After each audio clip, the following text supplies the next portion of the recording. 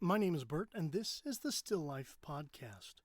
Welcome back to another episode of the Still Life Podcast. As always, I'm your host, Bert. Today, I want to talk about the past. Not just the past in general, but my past. And how I've been able to grow and learn from my experiences. And the struggles I still face trying to navigate through some experiences. As we grow and learn and experience life, we're met with trials, struggles, hard times, difficult decisions, and sometimes unfortunate events. Some brought on by our own doing, some not. How do we take those, learn from them, and become better people? It's a question I often ask myself. Why did I go through what I go through? What am I supposed to learn from it? How can I better myself? And how can I use that to help other people? While for the most part, I've grown significantly over the last 39 years of life, there's still things from my childhood, my teenage years, and into adulthood that I've yet to deal with. Don't know why, but I haven't. One of the biggest turning points in my young life was moving. In the middle of 4th grade, we moved from urban Kansas City to rural Peculiar, Missouri. I went from being a minority to being an overwhelming majority. It was quite the culture shock. The middle of 4th grade. I was 10 years old. Had lots of friends, did lots of extracurricular activities, was in advanced learning programs. Life was good. And then we moved.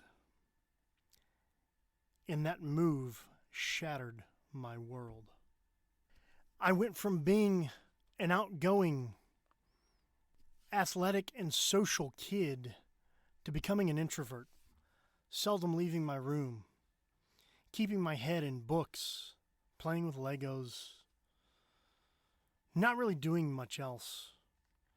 At the time, there wasn't a local soccer program, and that was one of my passions. They did have baseball, so I did that. Didn't really make a lot of new friends. Didn't really jive well with the chemistry of the team. I played, I think, one season, and I was done.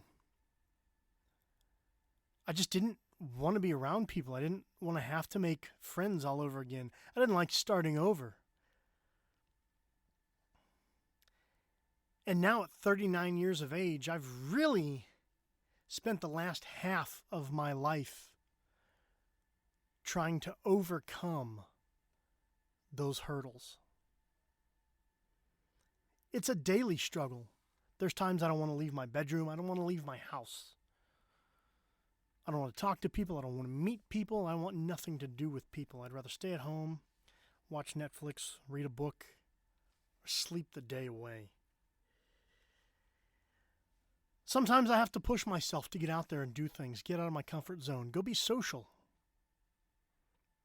go be outgoing.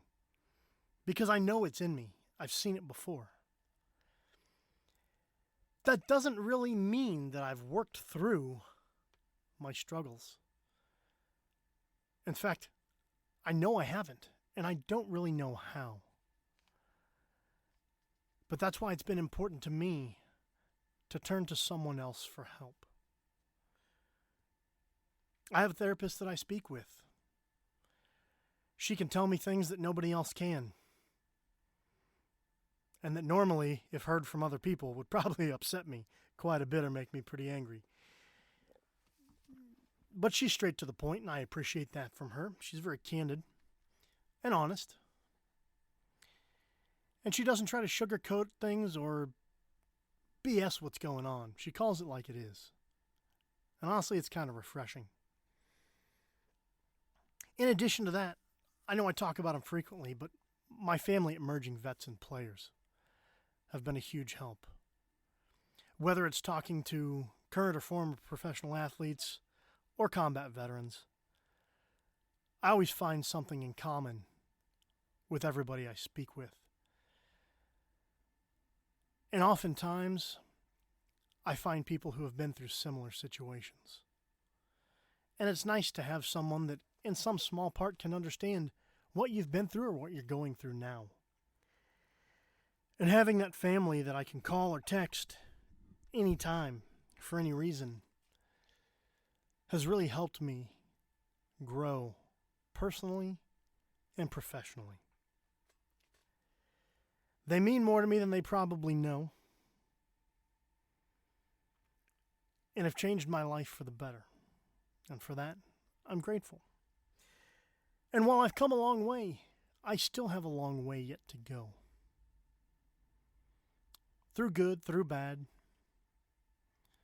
I have things to navigate through, to work through, to make myself a better person, and to figure out how to better serve and help those around me. It's always been important to me, helping others, serving other people.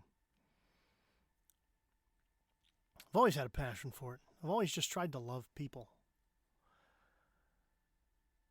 Some days it's hard, but most days it's fairly easy.